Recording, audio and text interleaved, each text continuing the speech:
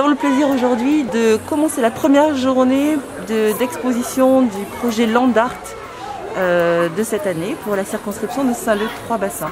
Ce projet Land Art existe depuis 15 ans, on fait les 15 ans cette année. Cette année, c'est le projet qui s'appelle Traces sur les empreintes végétales. L'exposition Traces, donc empreintes végétales, est déclinée en plusieurs techniques différentes. Donc là, sur ce mural, nous avons regroupé les classes qui ont travaillé autour du cyanotype. Donc le cyanotype est un procédé qui utilise une solution photosensible. Et c'est l'ancêtre de la photo en fait. Et grâce au soleil, les feuilles vont être imprimées en fait. Donc, la solution donne cette couleur bleu cyan. J'ai aussi proposé aux classes de travailler sur la technique du tataki zomé. Le tataki zomé, c'est une technique de martelage des plantes. Donc selon la teneur en tanin des feuilles ou des fleurs, l'impression sera plus ou moins vive. C'est une technique japonaise en fait qui est très simple. C'est juste, c'est comme quand on se rend compte, quand on s'assoit sur de l'herbe avec un pantalon blanc, ça devient vert.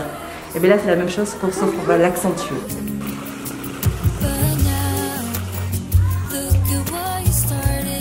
On a fait de la peinture et après on a peint et après avec le chiffon on a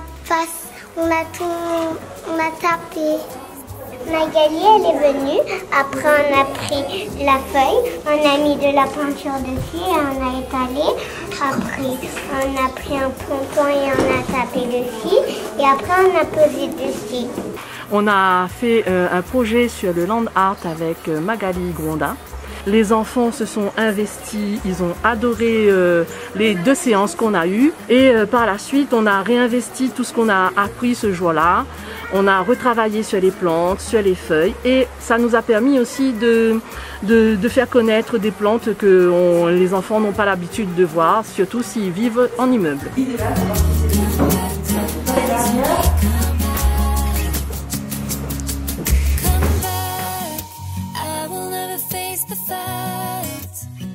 This will be the ending.